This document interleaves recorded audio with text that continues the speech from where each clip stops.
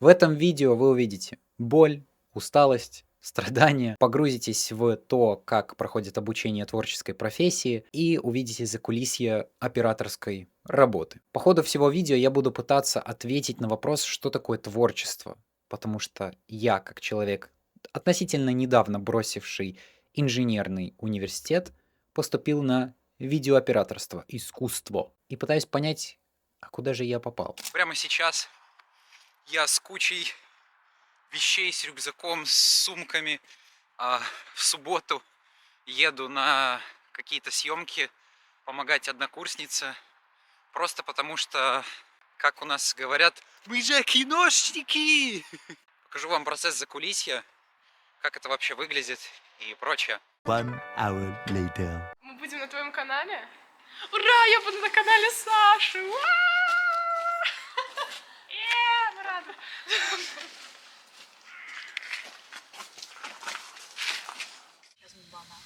Банан? У нас есть банан, мы сейчас приедем, банан есть. Саш, ты будешь банан? У тебя есть прямо здесь? Ну, приедем, да. Ну конечно, да. Все, будем там. Так, сколько у нас времени, чтобы все расставить? Она говорит, я не хочу вкладываться в проект с нуля. Ну, типа, что она нас не знает, наверное, в этом вся фишка. Нет, типа в свой проект. Ну, а в смысле с нуля? А с чего она должна вкладываться-то? Вот это вот фигня. Главная героиня — это Алина, наш... Я ставила камеру, я оставила такой чемодан. Будет так обидно, если фильм говно получится, и я его никуда не выложу, даже Редриху не покажу. Лера, конечно, говно получится. Ребят, 14 февраля премьера короткометражного фильма «Пичка». Кто угорает сейчас? Я на монтаже. Тому пизда. Саша!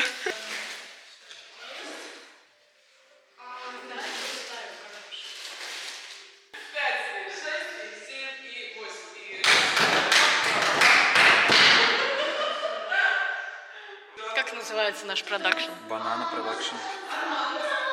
Банана просто написать. Забавная история про Банана Продакшн, про появление этого названия.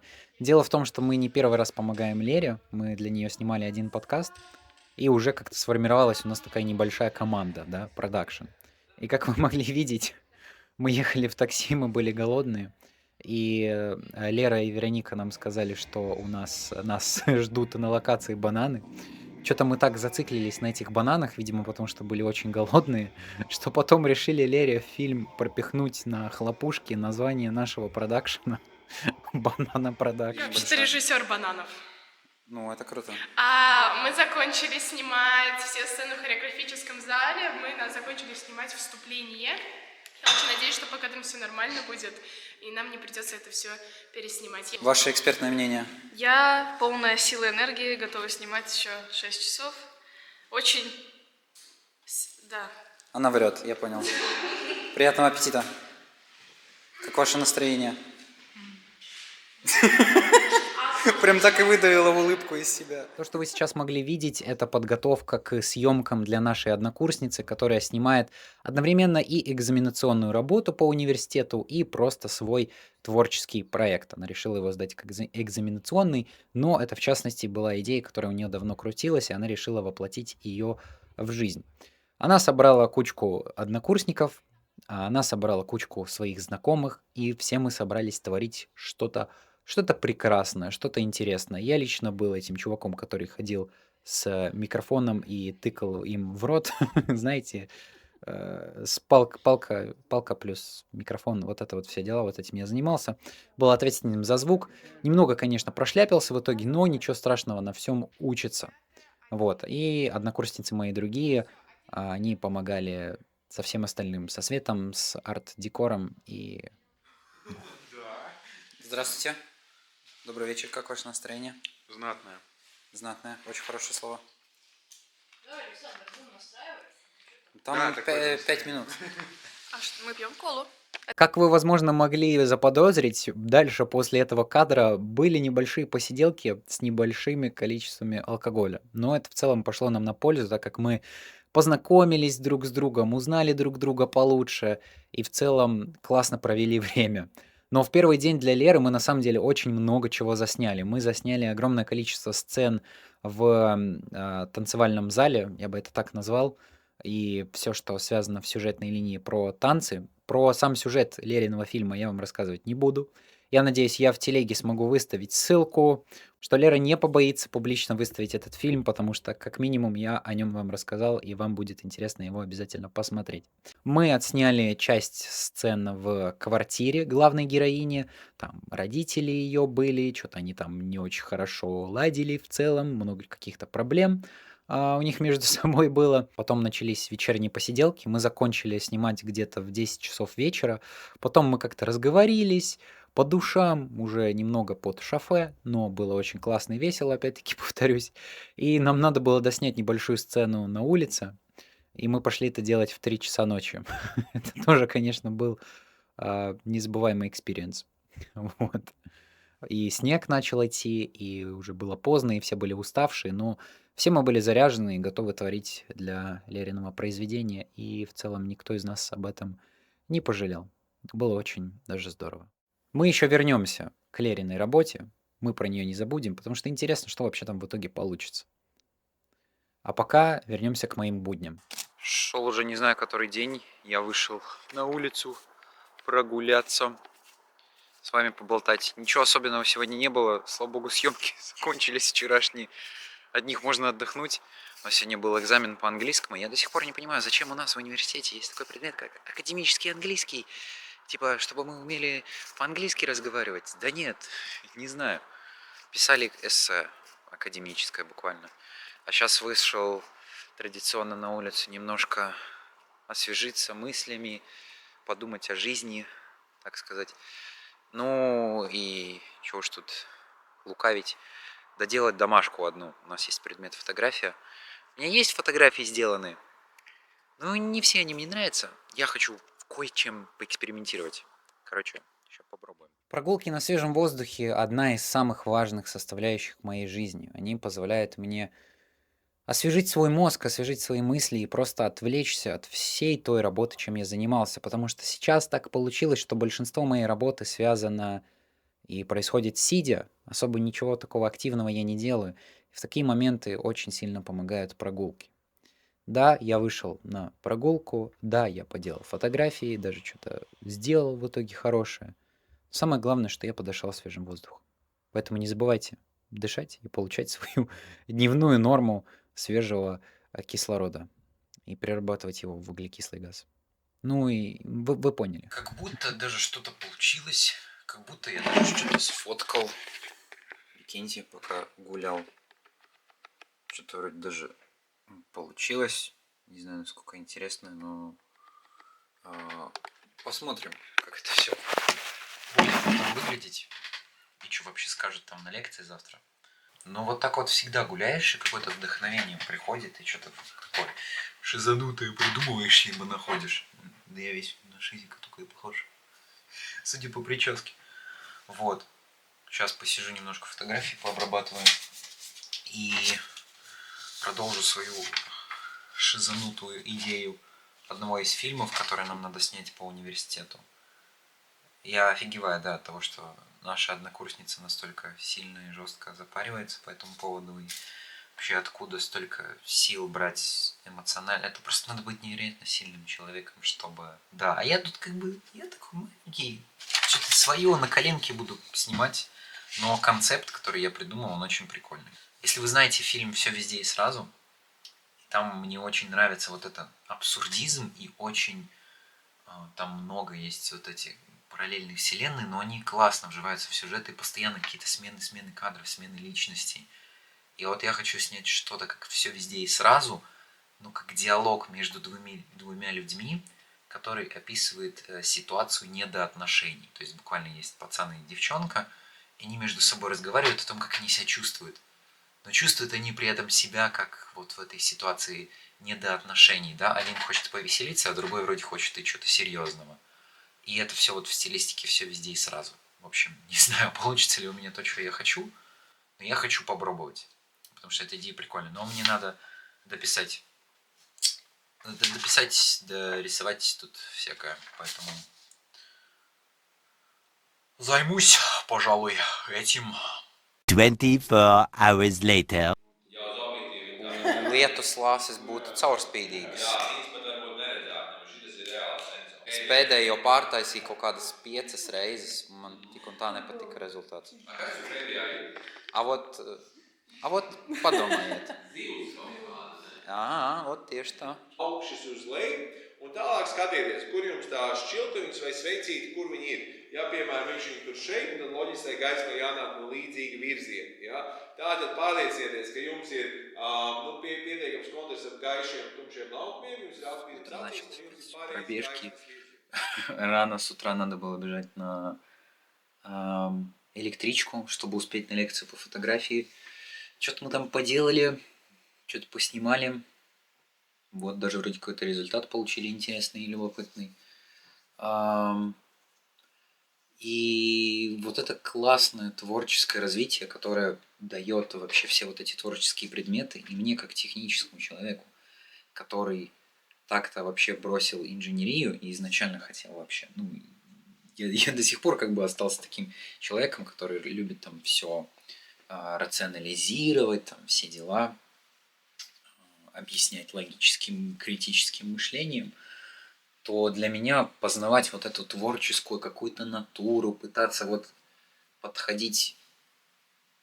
Понятное дело, даже в этой творческой специальности есть свои технические нюансы, да, как минимум там то, как ты снимаешь, да, какие-то есть определенные правила, которые ты должен знать, но тем не менее я понимаю, что большая часть творческого процесса и то, чем я учусь в университете, это именно искать и пробовать что-то в процессе, когда у тебя что-то рождается, какое-то вдохновение появляется и прочее.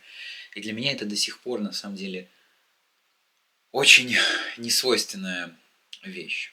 Вот. Поэтому я рад, что что-то все-таки получается. И это, какой-то прогресс потихоньку, постепенно, шаг за шагом он есть. И это круто. Сейчас мне предстоит... Помните, да, вот этот сценарий, то, что я вчера писал? Я дописал его вчера. Но теперь проблема в том, что я не могу найти на него актеров. Как все заняты, типа, и прочее. И у меня даже не настолько прям сложная в реализации идея, которая требует много времени. То, как я там все расписал, в принципе, за день можно управиться. За день съемок может быть за 6 часов, что довольно мало. Но найти людей, которые согласились бы на это, вот в чем боль. Я сейчас буду сидеть, всем писать, спрашивать. Всем, кого знаю. Я и так уже писал там людям и много кого достал. Вот такие они проблемы творческого человека, получается, да? Теперь хотя бы один лайк у всех.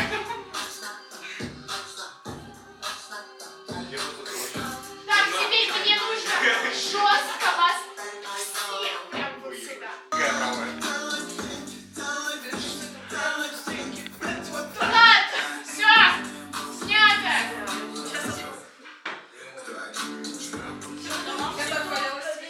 Что-то, блядь, я заебалась. Расскажите, как ваши съемки проходят? Я очень счастлива.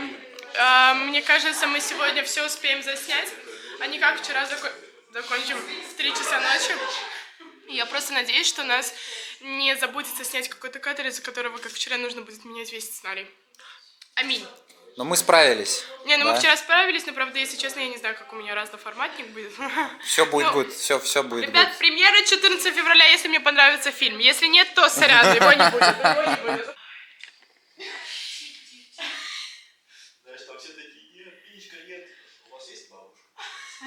Уже не буду класть. Вы грустные, ребята. У вас есть бабушка? Это ужас, но ему не выдыхать. Видела, хочешь меня снимать? Смотри, кто это. Сейчас я тебя увеличить могу. Смотри. Что у меня с лицом? Она хочет повторить судьбу Пички. И она в той же ванне. Блять. У нее она все время делает.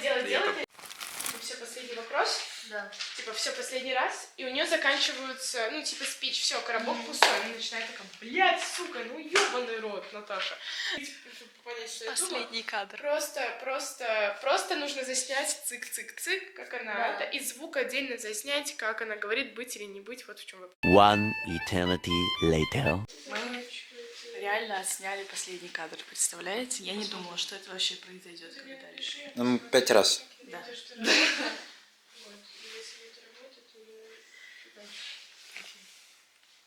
Так, ладно, Лер, спасибо тебе большое. Пока. Блядь, спасибо вам большое. Так, Пока. Спасибо. Тебе не надо вызвать такси? я пешку, я хочу подумать. В туалет можно подумать. Да, я там жду. Она там рилсы листает. Подождите. Во второй день съемок для Леры мы отсняли все оставшиеся сцены в квартире. Это была тусовка, это была главная кульминация всего происходящего, это было взаимоотношение главного героя и героини. И вот как это все у них там развивается. Мы очень были уставшие, мы очень были задолблены, но нам было здорово это творить. И большое спасибо Лере за такой чудесный опыт. Если вы еще не подписались на этот канал, то подпишитесь, иначе я еще ближе подойду к камере. Это был очень классный опыт, и для меня лично это в том числе какая-то и часть эссенции вообще того, зачем поступать на что-то вот такое, на кино, типа зачем. Именно ради таких волшебных опытов, с которых можно самому как-то энергией заряжаться и что-то для себя подчеркивать. В этом есть что-то прекрасное. Вот. Сейчас уже наконец-то поеду домой отдыхать, потому что завтра у нас экзамен по английскому. Вот так вот. Я же подрабатываю в одной компании, дрон-фирме. Делаю ребятам под ключ YouTube-канал. У нас даже что-то получается. Даже в прошлом году были какие-то продажи софта. То есть компания занимается тем, что делает программу для полета больших дронов. Короче, у нас был митинг, обсудили стратегию, и вдруг сказали: о, все планы на эту неделю меняются, мы делаем другой ролик, потому что вышел новый дрон, и у нас есть возможность его потестить и записать о нем видео. И это на самом деле может быть горячая тема, потому что, ну, дрон буквально только-только вышел, и еще мало видео снято на эту тему. Поэтому сейчас вам покажу. Я тут что-то состряпал по-быстрому. Вот таким вот образом. Тут взял какие-то концепты, посмотрел, обложек и прочее, и накидал какой-то примерный сценарий, по которому мы позже пройдемся в самом видео, которое будем снимать в пятницу. Сегодня у нас только вторник. Да. Я что-то в днях недели путаюсь после этого выходной недели. Вот такие пироги. Кстати, получилось все-таки дописаться до парочки людей насчет того, чтобы участвовать в моем этом гребаном фильме. Я даже не верю. Я очень буду рад, если все получится. Потому что вроде ничего серьезного, но было бы приятно это все сделать. Но так или иначе это надо будет сделать до конца января, хотя бы все заснять. Вот, поэтому посмотрим, как и что в итоге получится. Сейчас, наверное, надо сделать брейк, а то я сижу уже сколько за компом. Задолбало то, что вся работа вот так за компом. Бесит иногда. Сейчас два варианта есть. Пойти поесть или поиграть в Майнкрафт.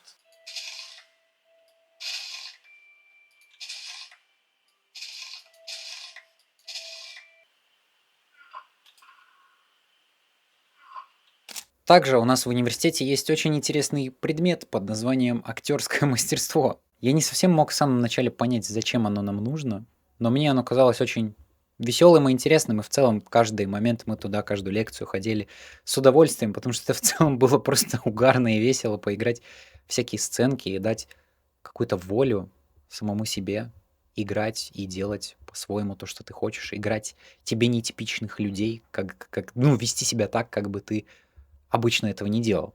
Вот. И в целом этот предмет очень важен, именно если вы собираетесь работать в киноиндустрии, в частности, наверное, больше для режиссеров и продюсеров, немного и для операторов в том числе, которые работают с актерами, которым очень важно, на самом деле, также понимать обратную сторону, да, не просто сторону вот того, на что они снимают буквально, но и то, кого они снимают, и как себя чувствуют эти люди, как они вживаются в роли, и что у них вообще в голове за процессы происходят. Сейчас иду темным утром в 8 утра в спортивный зал, потому что надо подкачаться, вот. Не, ну в целом, я помню, писал и пост в телеграм-канале, что для меня очень важно движение вообще постоянное. Желательно не нервное, а в плане спортивное движение. Чтобы постоянно был какой-то спорт в жизни,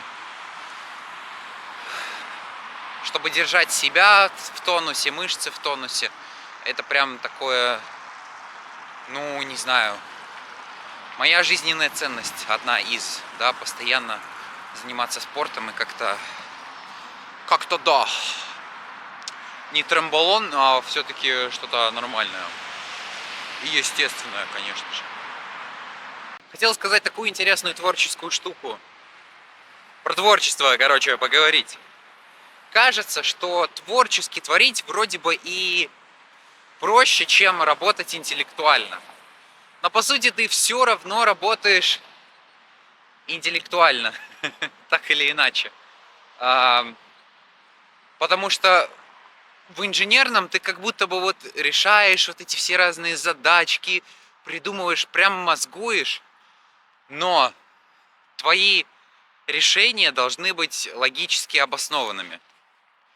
В кино в целом тоже так же должно быть, чтобы все-таки что-то у тебя было логически обосновано. Но до того, чтобы дойти до этого, ты должен логику совместить с творчеством. И они должны вместе у тебя крутиться в каком-то таком творческом танце, получается. И я вот это тоже понял только недавно. Хотя, может, кто-то и не использует логику, не знаю. Но как бы так или иначе она должна присутствовать. И вот в контексте творчества мне не так просто использовать логику, потому что хочется уйти куда-то глубоко в артхаус. Есть такое желание. Либо получаются очень простые, скучные и нудные сюжеты.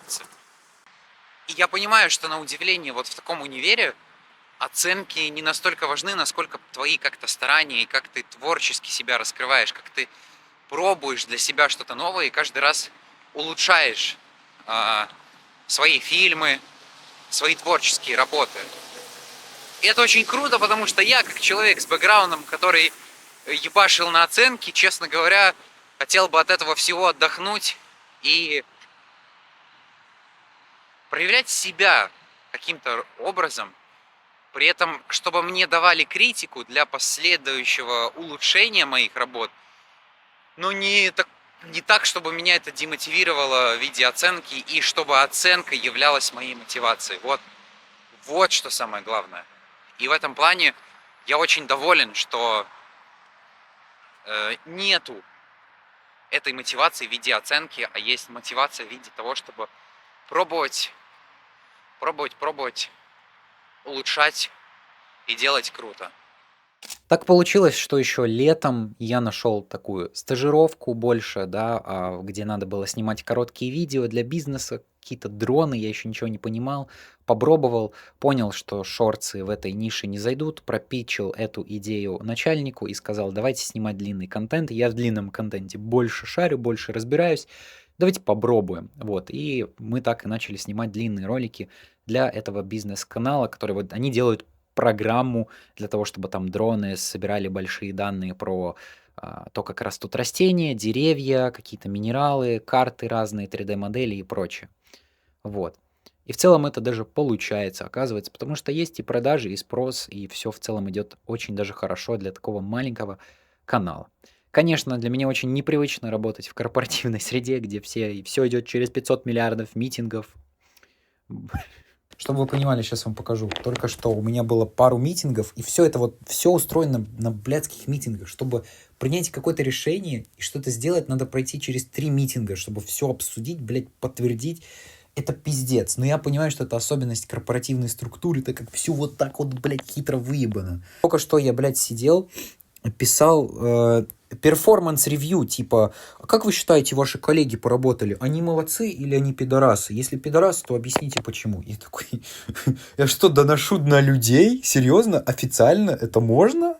Ну и, конечно, для меня очень важен опыт учеников и вся работа в YouTube Академии, где я буквально смотрю разные ниши, разные видео. Это очень сильно помогает мне развиваться как эксперту вот в нише YouTube продюсирования. И в целом мне в кайф это делать, также смотреть видосы на разные темы, будь то про кулинарию, котлеты и до астрологии, которую я ненавижу. Вот так оно вот есть. И порой вот у тебя вот творческое вдохновение, ты так сильно радуешься, что ты можешь все вот это вот мир покорять и творить и прочее. А с другой стороны, иногда вот так прям все задолбало, и куча всего, и всем что-то надо, и тебе что-то надо. И ты такой... Вот. Так и живем, ребят. Так и живем. Вот примерно так выглядела моя неделя. Она была довольно непростая, и за ней последовала еще более сложная неделя, потому что потом у меня были съемки для одного однокурсника, съемки для одного своего кента творческие, там другие монтажные съемки по работе, третье мой какой-то проект, да, экзаменационная работа, потом еще работа однокурсницы моей, и все это было 5 дней подряд на неделе после того, что вы только что увидели. И, честно говоря, это очень-очень сильно изматывает. Но вот если мы возвращаемся к изначальному вопросу, да, поставленному в начале видео, что такое вообще творчество? Все вот это время, эти несколько недель мне помогли чуть приблизиться к ответу на этот вопрос. И с нашим банана-продакшеном, однокурсниками, мы также обсуждали этот вопрос, и у нас вызвалась очень интересная дискуссия, да. И мы пытались поставить определение творчеству, и в целом у Леры даже это получилось благодаря одной книжке. А, Но, на мой взгляд, в этом есть какое-то прекрасие творчества, то, что ты творишь из того, что у тебя есть внутри. По-моему, определение, до которого Лера дошла, это творчество, это то, когда человек пытается свое мировоззрение с ним поделиться другим людям и как-то повлиять на мир таким образом. Там, конечно, тогда получается довольно широкий спектр людей, которых можно назвать творческими, то есть любой политик тоже творческий человек. Но в целом кайф творчества в том, что ты есть ты сам. Ты творишь так, как ты хочешь. Изначально я думал, что я технический человек, что я больше тот, кому нравится, вот если мне скажут, сделай так, то я буду делать так по инструкции. Понятное дело, доля творчества есть и в инженерии, когда среди всех этих миллиардов инструкций и формул ты пытаешься найти новое решение, которое спасет человечество. Но это все техническое. Я думал, мне нравятся все эти циферки, я думал, мне нравится вся эта математика. В какой-то момент, ну, она мне нравилась до какого-то момента, пока я не осознал, что еще с самых детских времен я прятал свою творческую натуру, потому что у меня не было друзей, мне не было с кем общаться. И я нашел успокоение вот в учебниках, в учебе, зубрился, учился на отлично. И только сейчас, к 21 году, я понял, что мое призвание — это не быть техническим человеком, который спасет человечество, каковым я хотел быть изначально, там, космос, все дела, покорять звезды, астрофизика или просто инженерия, а просто делиться с миром своими знаниями, служить по-своему этому миру, да, быть ему полезным, быть другим полезным, помогать другим людям благодаря своим знаниям. Мне в кайф это делать, мне в кайф видеть, когда моя помощь приносит кому-то результаты. Конечно, очень хорошо еще, когда за это платят, но чтобы дойти до хорошего заработка, надо какое-то время, особенно в молодости, поработать бесплатно. И окружающие начнут тебя оценить просто за то, какой ты есть. Потом уже можно с них просить бабки. Шутка, шутка. В общем, все то, что вы видели в этом видео, все это творчество. Все это очень тяжело передать через камеру. Но я надеюсь, какой-то частичкой этого вы тоже зарядились. Если вам интересна творческая профессия, то я вас заинтересовал ею еще больше. Творите то, что есть у вас внутри, воплощайте свои душевные истерзания, свои душевные страхи, свои душевные переживания, мысли, неважно. Конфликты, выдуманные истории, настоящие истории. Воплощайте их в жизнь. делитесь с этим окружающими, потому что в этом и есть все прекрасие, когда мы можем творить благодаря тому, какие мы есть сами. И в этом весь кайф. И я тоже очень сильно кайфанул еще потом, когда делал свой фильм. Вот это то, что вы видели, он лежит у меня на канале. Обязательно посмотрите, если еще не видели. Я кайфанул от того, что я смог раскрыть какую-то частичку себя. Я кайфую каждый раз от того, когда помогаю другим. Конечно, я устаю. Это физически, это другое, это умственно-творческая работа. У меня работает та часть мозга, которая была атрофирована уже 15-16 лет. Типа до этого я 15-16 лет решал циферки и писал формулы, а теперь мне надо что-то такое более абстрактное делать. И, конечно, это непросто. Но потихоньку-потихоньку и мы ко всему придем. Вот такие пироги. Творите, наслаждайтесь, будьте самими собой, самими бой, кибедой. Не обращайте внимания на других. Кто бы что ни думал о вас, кто бы что вам ни говорили, какая разница? Ведь каждый из нас прекрасен именно таким, какой он есть. Спасибо вам за просмотр. Удачи вам и пока!